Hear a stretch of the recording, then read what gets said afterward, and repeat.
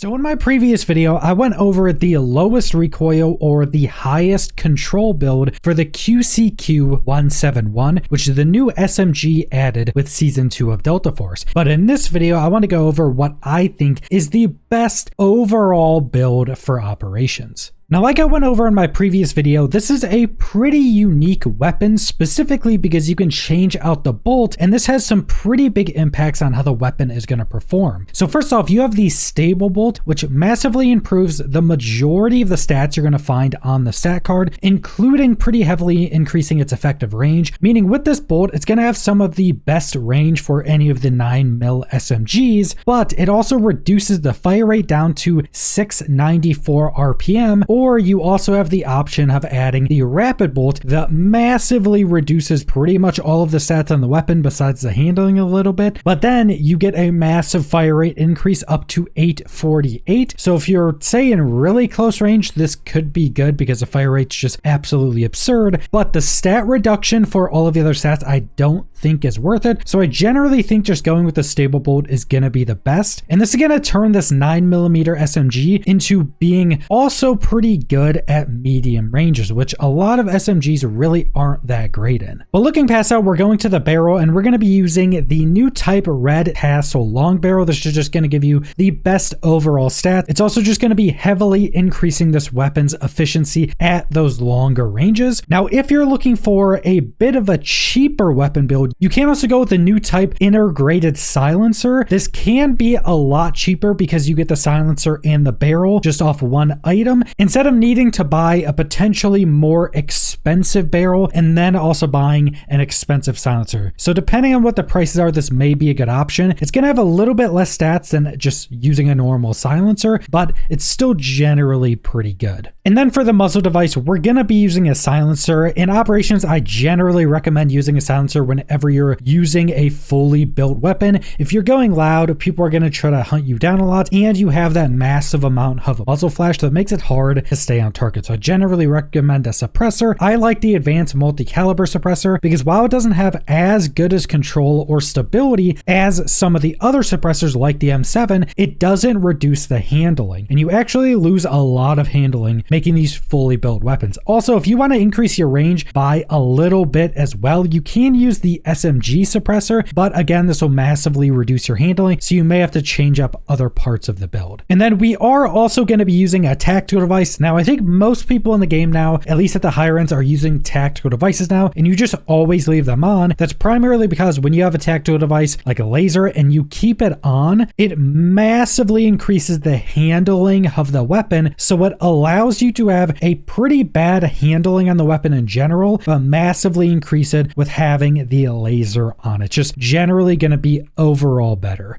And then for the foregrip, we're going to be using the Secret Order bevel foregrip. Now, there is another grip that can be used with this as well, and that is the Resonant Ergonomic Grip. Now, these grips give the exact same stats, but if you look at the effects, they do different things. The Resonant Ergonomic Grip gives all vertical recoil control, but the Secret Order bevel foregrip gives all horizontal control. Now, the main reason I like horizontal control on this weapon is because it has a bit higher horizontal recoil than a lot of other weapons. And if you want to check this out, just go to the stat cards and you can go down to control and it'll show you your actual recoil pattern. Now, if I used a vertical control grip, the vertical control would be much tighter, but it would also have a lot more horizontal side to side here. And I think it's just generally easier on this weapon to control the a bit higher vertical recoil and basically fix the horizontal, because that's also something that's pretty interesting with this weapon, that it has a bit higher of a general recoil than the other 9mm SMGs, but it doesn't have as much of that bobble when you're actually shooting, which is generally stability, but all these weapons have kind of a base modifier on that anyway. So once you get a bit better at controlling the recoil of this weapon, it's actually going to feel a lot better to shoot. Then we're going down, we're going to be using the 45 round extended mag. This massively reduces your handling, but we are using that tactical device, so that should help with that as well. And going up to 45 from 30 is definitely going to gonna allow you to get in longer winded fights a lot more of the time if you're on higher difficulties or against people with higher tier armor or just against more people. 45 round is definitely gonna be good. Then you just have a mag assist on it for some additional handling. Then the rear grip, we're gonna be using the new type sword heavy grip, just gonna be the best for increasing the overall stats. And then for the stock, we're gonna be using the shadow buffer tube stock. Now the reason we're using this, it's just overall better stats. You could go and use something like the Your Spec tactical stock, but this massively reduces the handling, reduces it by 14. We already have low handling on the weapon, but if you're fine with that lower handling, the Your Spec tactical stock is getting you 6 control and 10 stability. So the weapon is going to feel more stable to shoot, but even with the tactical device on, I think this handling when you're using the Your Spec tactical stock is just too low. And with an SMG, you generally want better handling and better ADS movement speed and stuff like that, so you can move around more easily. And then for the sight, you can use whatever you want, but since I'm using red dots, you can use the micro sight riser. What this does is reduce your control by 1, but gives you better handling, and you just put a red dot on top of it, so it just overall gives you more handling onto the weapon. Some weapons this is also better with as well because it rises the sight a bit higher, so it can also just be better on some weapons as well just for that. And then finally, for our 3 handguard patches, we're just using the stability increaser so we can get a bit of extra stability, because I think the 35 handling plus the tactile device being on, I think the handling is good enough, so I want a little bit additional stability just so the weapon is a bit easier to control, especially on longer bursts and longer fights. You start to notice that bit of wobble that you get from having lower stability.